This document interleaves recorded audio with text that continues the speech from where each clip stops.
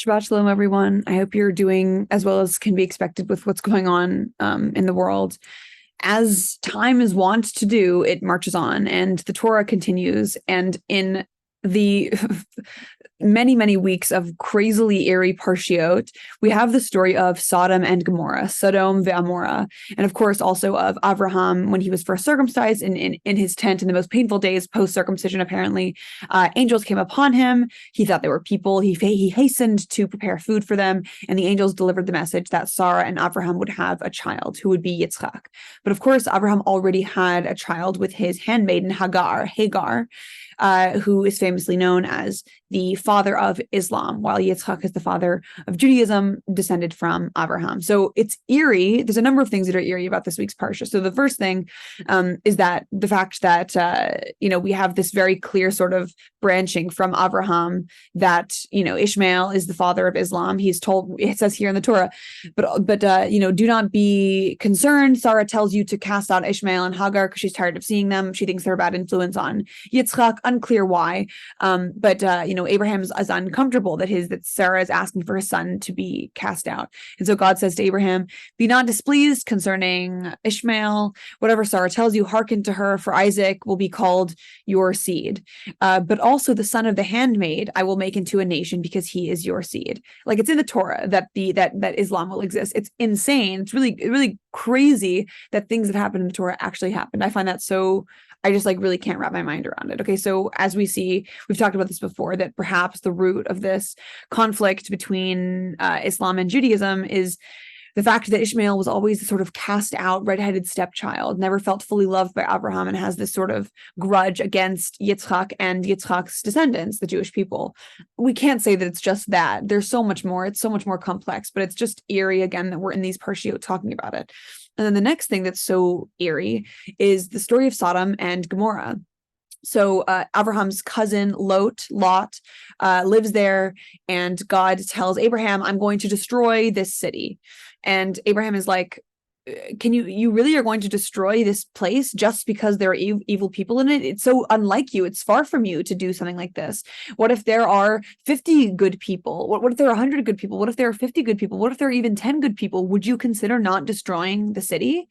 And as it turns out, there is not even 10 good people in this city. But what it makes me think about is this argument about collective punishment that people have been talking about regarding the situation in Gaza, that Hamas has pervaded Gaza so incredibly deeply, has made it so that every civilian area has some sort of important military headquarters, that people are being, that weapons are being kept deeply embedded in hospitals and schools and nurseries and civilian homes, that no matter what Israel does, even if they beg Palestinians and Gazans to leave, to go to the south, that Hamas will stop them, that Hamas will tell them not to leave, that the higher the body count is in Gaza, the worse Israel looks, whether or not it's Israel's fault or not.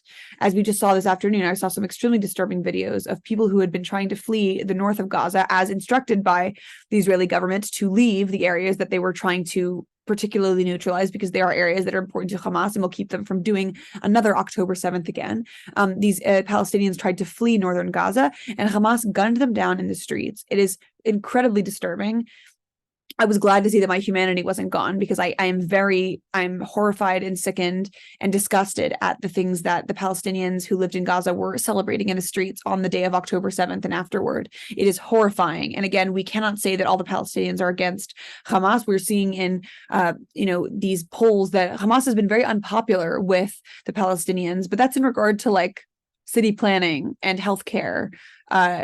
The most popular thing Hamas has done in the past 16 years of them being in charge is the October 7th massacre. And so I can hold these two things in my hand, that it's disturbing and horrifying that civilians, people who claim to be civilians, would celebrate the most disturbing, horrific, subhuman acts that Hamas terrorists committed. But I can also recognize that these people who tried to survive, who tried to live, whether or not they're brainwashed or don't know what they're doing, they tried to leave the north of Gaza, and they were gunned down by this terrorist organization who does not care if you are Arab, if you are Muslim, if you speak Arabic, if you're a Jew, if you're Ethiopian, if you're black, if you're white, whatever you are. Hamas wants to cause as much destruction and death as possible. And it's just a reminder that we are not dealing with two equal parties. We are dealing with a murderous, genocidal terrorist organization. It's triggering to use the word genocidal because it's used against Israel for whatever reason, and a democratic country that is an oasis of women's rights and LGBTQ rights, and literally any person in the world who's a minority is only safe in Israel if you're in the Middle East. So this idea about collective punishment, that Abraham is like, no, you cannot hurt the people of Sodom and Gomorrah, even if they are bad people. Are there not even some good people? I've had these thoughts about Gaza, that if every child in Gaza will grow up to become a terrorist, do we kill them? Do we kill children? It's like the baby Hitler argument, that would you kill Hitler as a baby? Well, they haven't done the thing that will make them loathsome. Like it is the most horrible conundrum. And so we can't say kill children in Gaza. Of course we don't say kill children in Gaza. Of course we don't say kill innocent civilians in Gaza. If those people are to turn around the next day and commit atrocities against the Jewish people, it's a different story. But it's not a Christian idea to recognize that there is humanity in everyone. And as much as we want to be frustrated and angry, it is horrific that Hamas was killing civilians trying to leave. At least they're the ones who listened to Israel. So I don't know. That's pretty heavy to leave us with. But I guess I just mean that Hashem is with us. Hashem is watching. Hashem is doing as much as he possibly can. And these parshiot that are giving us some sort of comfort, some sort of connection to what's happening is a small sort of salve to the scariness. So sorry for that heaviness. I hope you guys have a rousing, interesting discussion. And God willing, we'll see one another next week. Be well. Have a Shabbat Shalom. All the best.